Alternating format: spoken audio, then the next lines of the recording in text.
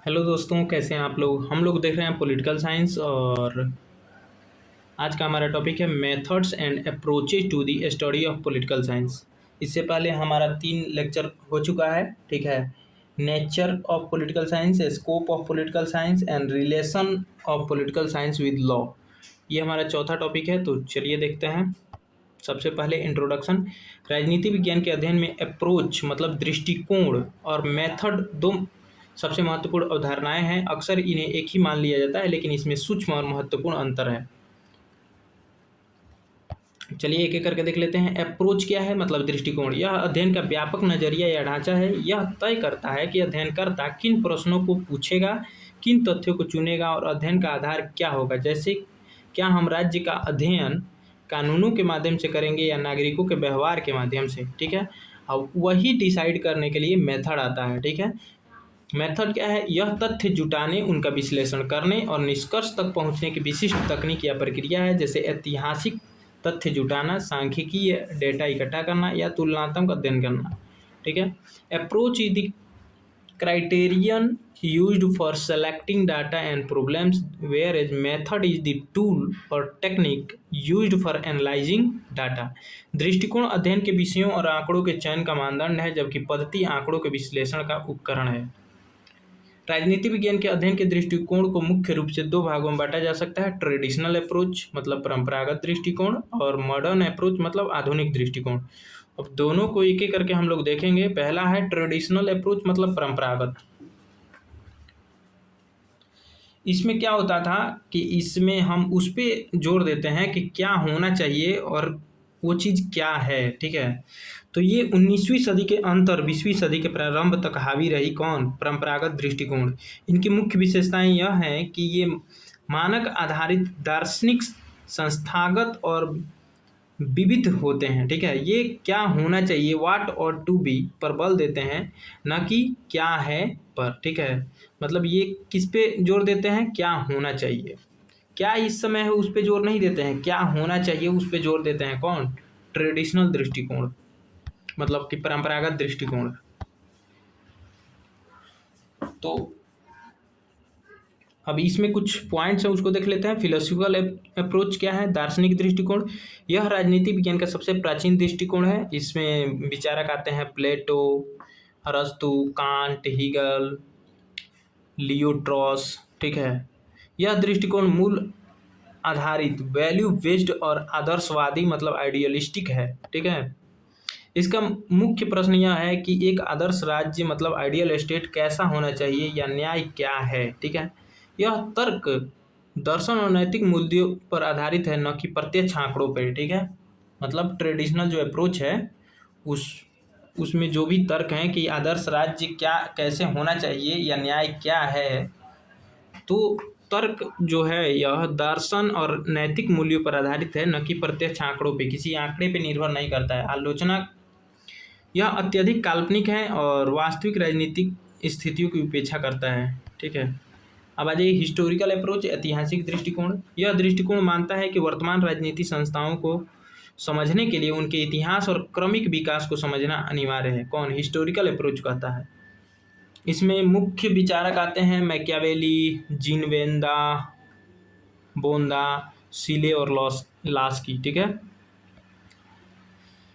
अब देखिए इसमें लॉर्ड एक्टन का जो है प्रसिद्ध कथन है कि science of politics is the one science that is deposited by the stream of history like grains of gold in the sand of a river. राजनीति विज्ञान वह विज्ञान है जो इतिहास की धारा द्वारा नदी की रेत में सोने के कणों की तरह जमा किया जाता है।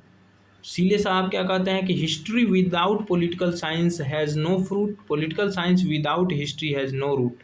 राजनीति विज्ञान के बिना इतिहास निष्फल है और इतिहास के बिना राजनीतिक विज्ञान निर्मूल है। इसकी विशेषताएं क्या है, तो इतिहास के उदाहरणों, घटनाओं और अनुभवों से राजनीतिक सिद्धांतों का निर्माण किया जाता है। अब आलोचना किस बात पे होती है कि इतिहास की हर घटना अद्वितीय होती है, अतः अतीत के आधार पर वर्तमान या भविष्य के सटीक नियम नहीं बनाए जा सकते, ठीक है। अब लीगल फॉर्मल अप्रोच देख लेते हैं। यह दृष्टिकोण राजनीति विज्ञान को कानून और राज्य की कानूनी संस्थाओं के अध्ययन तक सीमित रखता है। इसमें मुख्य विचारक आते हैं जॉन ऑस्टिन, डाइसी और सीजविक।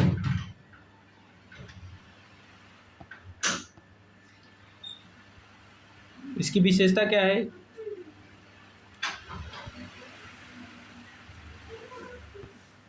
तो लीगल फॉर्मल अप्रोच यह मानकर चलता है कि राज्य मुख्य रूप से कानून बनाने और लागू करने वाली संस्था है। ठीक है, यह संविधान, न्यायिक प्रणालियों, कानूनों और संस्थागत संरचनाओं का औपचारिक विश्लेषण करता है।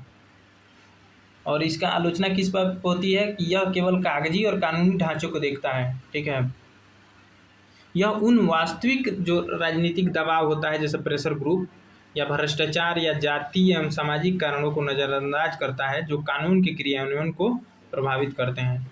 अब आ जाइए इंस्टीट्यूशनल अप्रोच को देख लेते हैं। संस्थागत दृष्टिकोण, इसमें मुख्य विचारक हैं Garner, James Bryce, Herman Finer, ठीक है, इत्यादि।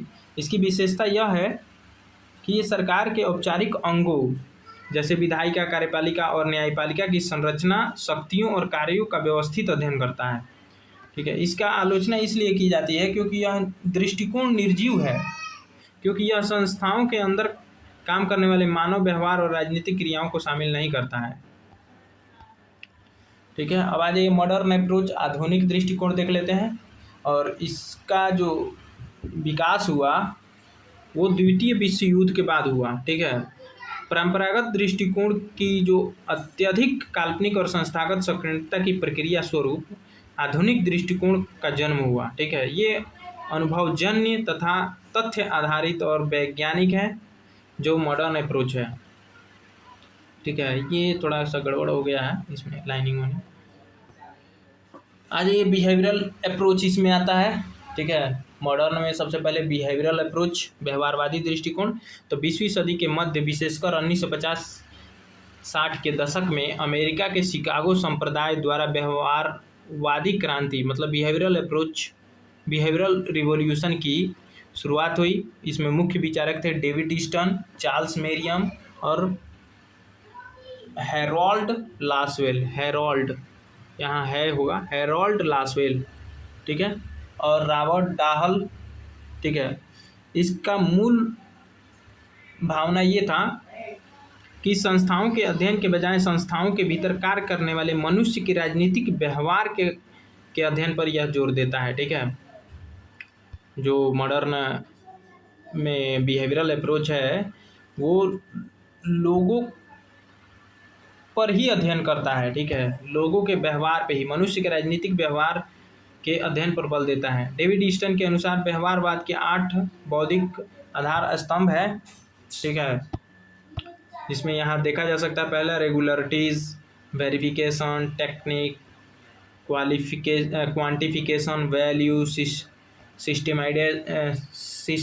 सिस्टेमेटाइजेशन, प्योर साइंस, इंटीग्रेशन। ठीक है, तो चलिए एक एक करके देख लेते हैं। रेगुलरिटीज, मानव व्यवहार में कुछ ऐसी नियमितताएं पाई जाती हैं जिनके आधार पर सामान्यीकरण किए जा सकते हैं, मतलब जनरेटिव लॉ बनाए जा सकते हैं। वेरिफिकेशन मतलब सत्यापन, सभी निष्कर्षों का प्रत्यक्ष अवलोकन व सत्यापन संभव होना चाहिए। टेक्निक, शुद्ध आंकड़ों के संग्रह के लिए सर्वेक्षण, इंटरव्यू, सांख्यिकी का प्रयोग किया जाना चाहिए। क्वांटिफिकेशन, आंकड़ों का मापन और समीकरण, सारणीकरण इसमें किया जाता है। ठीक है, वैल्यू, अध्ययन पूरी तरह से मूल्य रहित मतलब वैल्यू फ्री या वैल्यू न्यूट्रल होना चाहिए। ठीक है, वैज्ञानिकों को अपने व्यक्तिगत पूर्वाग्रहों से दूर रखना चाहिए। ठीक है, सिस्टेमेटाइजेशन, तो अनुसंधान का सिद्धांत निर्माण से जुड़ा होना चाहिए। प्योर साइंस, राजनीति विज्ञान को प्राकृतिक विज्ञानों की तरह विशुद्ध वैज्ञानिक बनाना। ठीक है, इंटीग्रेशन में अन्य सामाजिक विज्ञानों जैसे कि मनोविज्ञान, समाजशास्त्र, अर्थशास्त्र का सहारा लेना। ठीक है, अब पोस्ट बिहेवियरलिज्म देख लेते हैं। उत्तर व्यवहारवादी, 1960 के दशक के अंत में स्वयं डेविड ईस्टन ने स्वीकार किया कि व्यवहारवाद ने आंकड़ों और तकनीकों के चक्कर में समाज की वास्तविक समस्याओं जैसे नस्लवाद, युद्ध, गरीबी, सामाजिक अशांति को दरकिनार कर दिया है। इसके विरोध में उत्तर व्यवहारवाद का, पोस्ट बिहेवियरलिज्म का जन्म हुआ। इसमें कुछ स्लोगन का भी उपयोग किया गया था। ठीक है, इसमें रिलीवेंस जैसे प्रासंगिकता और कार्रवाई या कर्म पे भी बल दिया गया था। क्या बाबू? इसमें बोला गया था कि अध्ययन समाज की वास्तविक समस्याओं के लिए प्रासंगिक होना चाहिए। केवल ज्ञान अर्जित करना काफ़ी नहीं है, उस ज्ञान का उपयोग समाज सुधार के लिए होना चाहिए। ठीक है। डेविड ईस्टन साहब बोले कि ज्ञान का उद्देश्य केवल शोध नहीं बल्कि सामाजिक समस्याओं का समाधान होना चाहिए।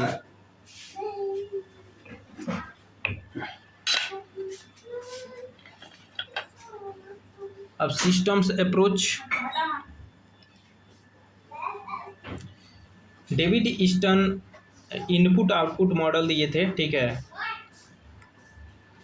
उसमें उसका अवधारणा ये था कि राजनीति को एक जीवंत राजनीतिक व्यवस्था माना जाता है जो अपने पर्यावरण से जुड़ी होती है। ठीक है। और इनपुट देखिए, ये तो हो गया आउटपुट वाला।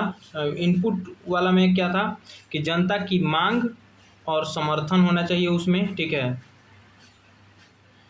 और सरकार या संस्थाओं द्वारा मांगों पर विचार किया जाना चाहिए। ठीक है। आउटपुट में ये था कि सरकार द्वारा लिए गए निर्णय और नीतियाँ, ठीक है, जैसे फीडबैक निर्णयों का जनता का पर प्रभाव और उससे उत्पन्न नई मांगे को भी ध्यान में रखना चाहिए। ठीक है। जैसे सरकार कोई कानून तो बना देती है लेकिन उस पर फीडबैक लिए बिना ही उसको लागू कर देती है। जैसे कि किसान के लिए जो बिल लाया गया था, ठीक है, तो उसे थोप दिया गया है ऐसे ही, और वो वापस भी नहीं लिया जा रहा था। ठीक है। तो जब प्रदर्शन हुआ, ठीक है, तब कई किसानों का जान चला गया उसमें, बाद में सरकार को पीछे हटना पड़ा। अब है स्ट्रक्चरल फंक्शनल अप्रोच, संरचनात्मक प्रकार्यात्मक दृष्टिकोण। ठीक है। इसमें मुख्य विचारक आते हैं ग्रेवियल, अल्मंड और जीबी पावेल। ठीक है। इसकी अवधारणा क्या है? तो यह दृष्टिकोण मुख्यतः विकासशील देशों की राजनीतिक प्रणालियों के अध्ययन के लिए विकसित किया गया। यह मानता है कि हर राजनीतिक व्यवस्था में कुछ संरचनाएं होती हैं, जैसे कि राजनीतिक दल, विधायिका, और वे कुछ निश्चित कार्य करती हैं। ठीक है। की मेथड ऑफ स्टडी, कुछ प्रमुख पद्धतियां हैं। ठीक है। जिसमें आ जाएगा पहले डिडक्टिव मेथड, निगमनात्मक पद्धति। ठीक है। ये general to particular, abstract to concrete. ठीक है। मतलब सामान्य से विशिष्ट की ओर। ये डिडक्टिव मेथड में हम देखेंगे सबसे पहले सामान्य से विशिष्ट की ओर। पहले से मान लिए गए किसी सर्वमान्य सिद्धांत या दार्शनिक विचार से शुरुआत की जाती है और फिर तर्क के माध्यम से विशिष्ट निष्कर्ष निकाले जाते हैं। ठीक है। इसके समर्थक हैं प्लेटो, थॉमस हॉब्स, कांट और हीगेल। ठीक है। जैसे प्लेटो का यह मानना था कि दार्शनिक राजा ही सर्वोत्तम शासक हो सकता है और उसी आधार पर पूरे आदर्श राज्य की योजना बनाना। ठीक है। अब इंडक्टिव मेथड में क्या है कि विशिष्ट से सामान्य की ओर ये जाता है, और उसमें क्या था डिडक्टिव में ये सामान्य से विशिष्ट की ओर, लेकिन इसमें इंडक्टिव में विशिष्ट से सामान्य की ओर जाता है। ठीक है। इसमें पहले वास्तविक घटनाओं, आंकड़ों और तथ्यों का प्रत्यक्ष अवलोकन किया जाता है, फिर उनके आधार पर सामान्य नियम या सिद्धांत बनाए जाते हैं। ठीक है। इसके समर्थक हैं अरस्तु, मैकियावेली, जॉन स्टुअर्ट मिल और ब्राइस। ठीक है। इसमें अरस्तु द्वारा 158 देशों के संविधानों का प्रत्यक्ष अध्ययन करने के बाद सरकारों का वर्गीकरण प्रस्तुत किया गया था। कंपैरेटिव मेथड, तुलनात्मक पद्धति क्या है? तो विभिन्न देशों या क्षेत्रों की राजनीतिक प्रणालियों, संविधानों, संस्थाओं और प्रक्रियाओं की आपस में तुलना करके समानताएं और भिन्नताएं खोजना तथा निष्कर्ष निकालना। जैसे भारत और अमेरिका की संसदीय व अध्यक्षतात्मक प्रणाली की तुलना करना। ठीक है। अगला है इम्पीरिकल या एक्सपेरिमेंटल मेथड, अनुभवजन्य या प्रयोगात्मक। तो भौतिक विज्ञानों की तरह प्रत्यक्ष प्रयोग प्रयोगशाला में संभव नहीं, परंतु राजनीतिक विज्ञान में प्राकृतिक प्रयोग और क्षेत्रीय सर्वेक्षण के माध्यम से आंकड़ों का संकलन करके निष्कर्ष निकाले जाते हैं। ठीक। जुडिशियल या लीगल मेथड, विधिक पद्धति, राजनीतिक संस्थाओं का अध्ययन कानूनी धाराओं, अदालती निर्णयों, संवैधानिक प्रावधानों और विधिक संहिताओं के परिप्रेक्ष्य में करना। यहाँ पे कुछ डिस्टिंक्शन दिए गए हैं, वो देख लीजिएगा।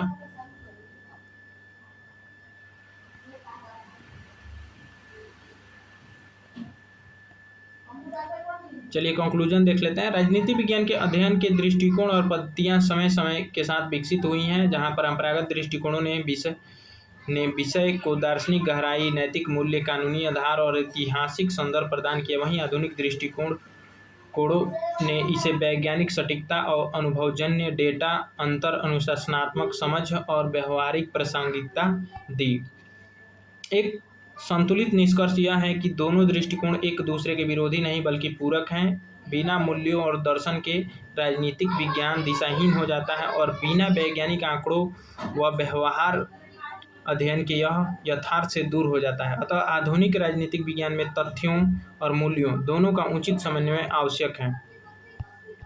So thanks for watching. मिलते हैं नेक्स्ट वीडियो में किसी नेक्स्ट टॉपिक के साथ। तब तक के लिए धन्यवाद। और इसके बाद हम लोग का स्टार्ट होगा सेकेंड यूनिट। ठीक है, सेकेंड यूनिट का हमारा पहला डिफिनीशन है स्टेट, डिफिनीशन ऑफ स्टेट।